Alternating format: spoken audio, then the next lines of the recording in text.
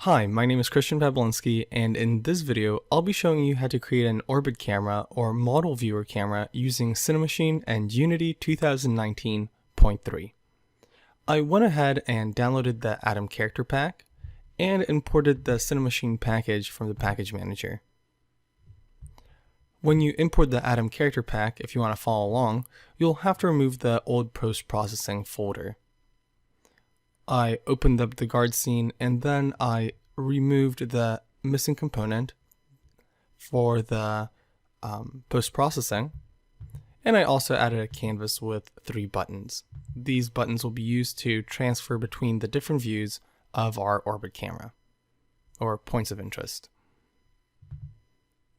So if I hit play, I can move around the scene and it's a free camera, but we're going to be changing it into an orbit camera using Cinemachine. This project will also be available on GitHub, and there'll be 2 branches. One will be the master branch, which will be the complete project, and one will be the tutorial branch, which will be the same state that this project started off in this video. So let's go to the main camera and remove the free camera.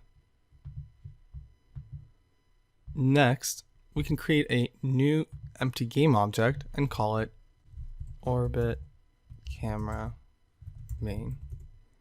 This is going to be our main orbit camera. Click on add component, and we're going to go to Cinemachine, and then we're going to do a free look camera. The free look camera needs a follow target and a look at target.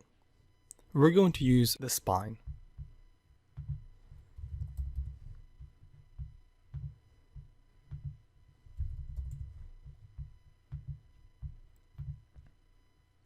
Next, on our main camera, we need to assign a Cinemachine brain.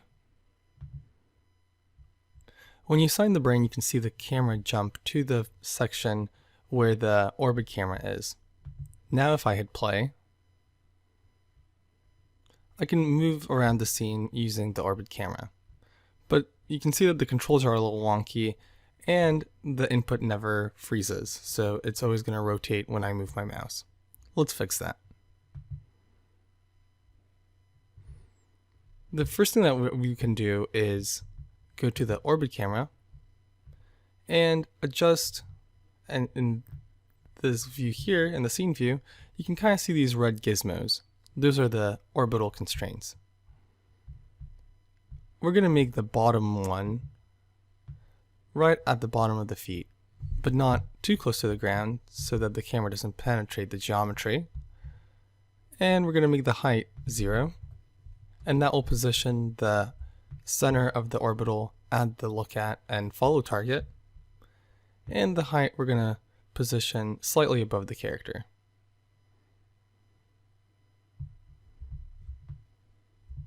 Next, we can change the radiuses or the radii for the orbit camera. Where you can kind of see the red gizmo that's going between the orbitals and to the camera. And that's kind of the sphere that we're creating. So what we're going to do is tighten up the radius on the top and bottom to 1. And remember that when the camera is shifting between these orbitals, it's going to continue looking at the same lookout target unless you override the lookout target in the rig itself. We're not going to be doing that in this tutorial. So now if I hit play, and I'm going to turn off maximize on play,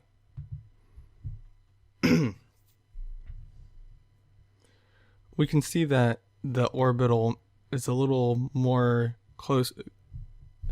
The orbit makes a little more sense for a model viewer camera.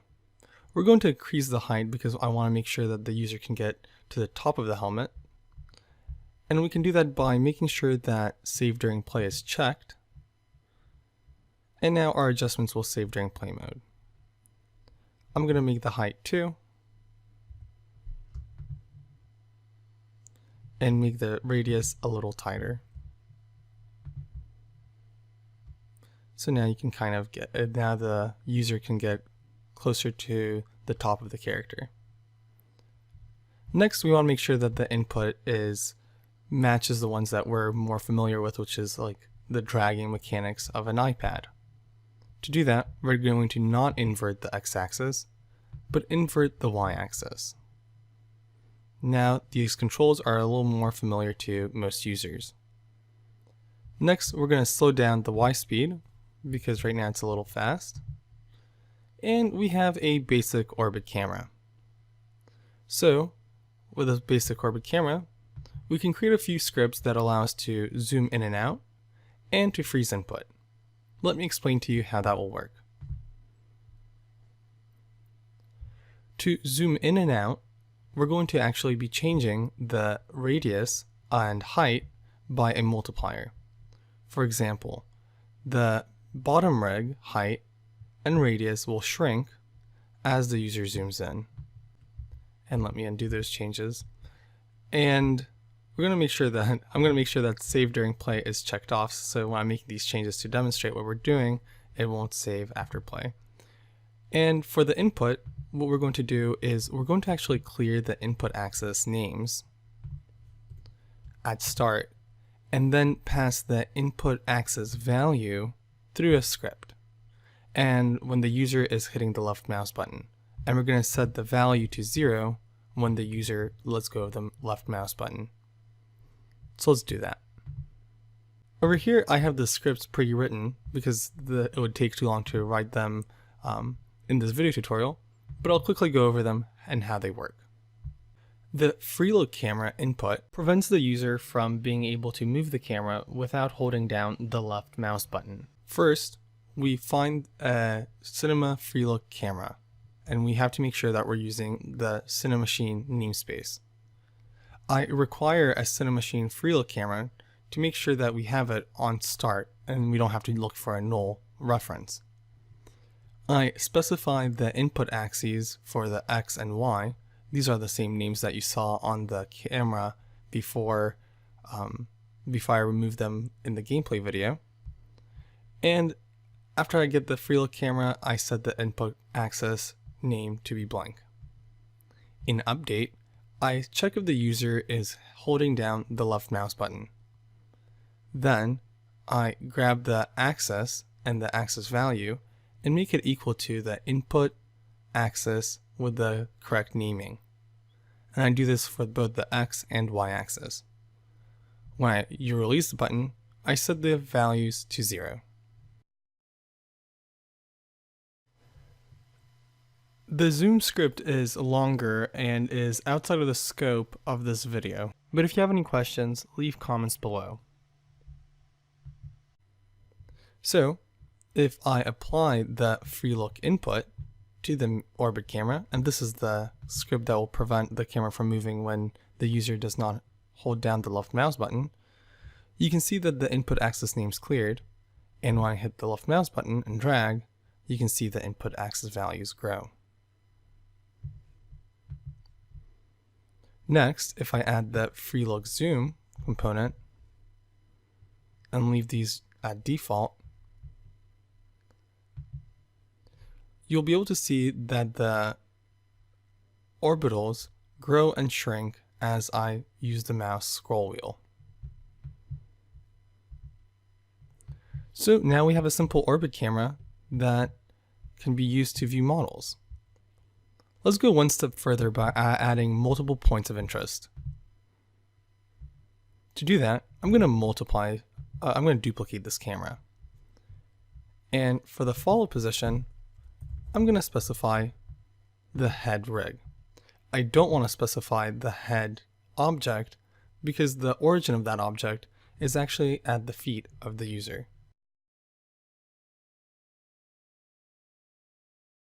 Next, I'm going to shrink down the orbitals for the head and the height. For the top of the height, I'm going to use 0.25. And for the bottom height, I'm going to use -0.25. For the radius, I'm going to use 0.5 on the top, 1 in the middle, and 0.5 on the bottom. Again, the user will be able to shrink these to 0.25, 0.5, and 0.25. I'm also going to rename the camera to Orbit Camera Head. Now I'm going to duplicate this and create one more orbit camera for the pylon, which is this big metal thing here.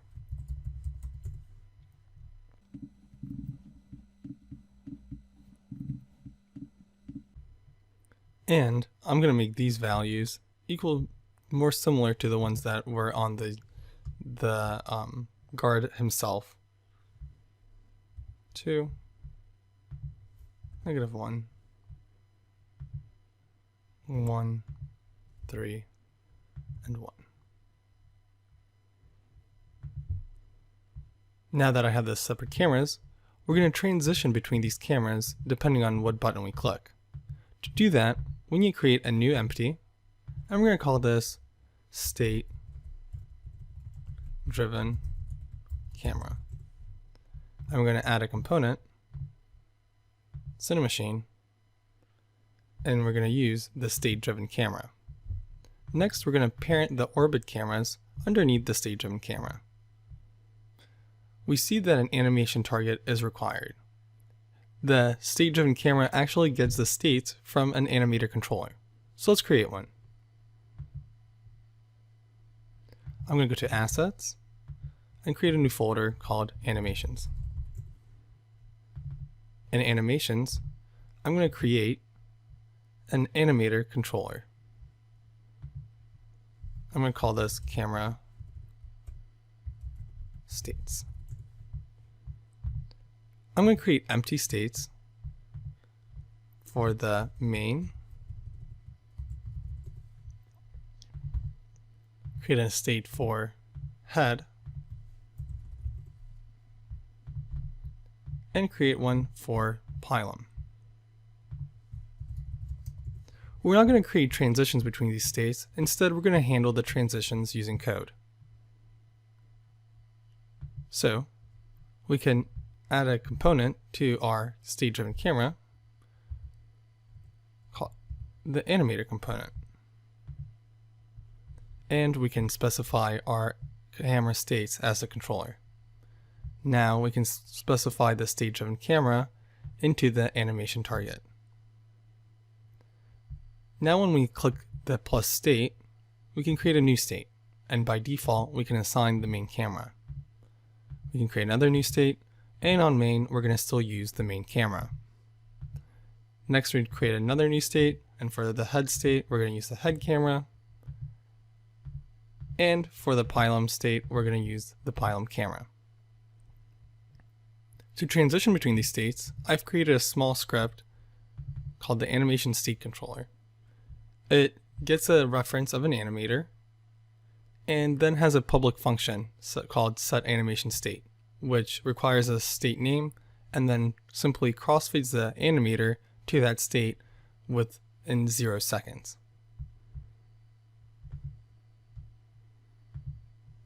I'm going to drag this also to the state-driven camera. Next, I'm going to select the buttons and assign the state-driven camera as the target of the event set animation state, and for the main camera view we're going to use the main state,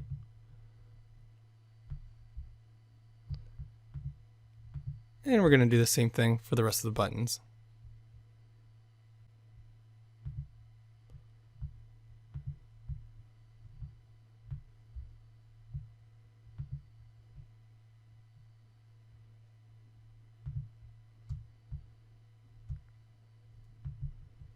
Now I'm going to hit Control S to save.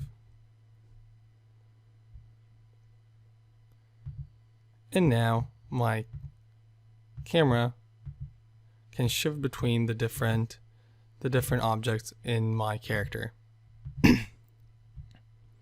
If you want to change where the camera starts at the very start of the scene, you can select the camera that you want to change the target of, and you can hit solo. This will show you the camera in the game view. Next, you can change the value of the camera, and this will change it where the camera starts during play.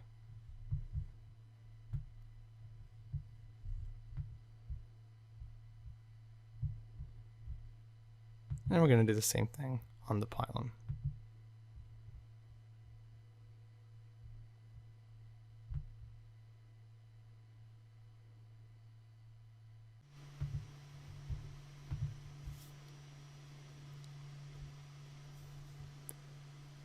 And that's how you create an orbit camera or model viewer camera using Cinemachine and Unity.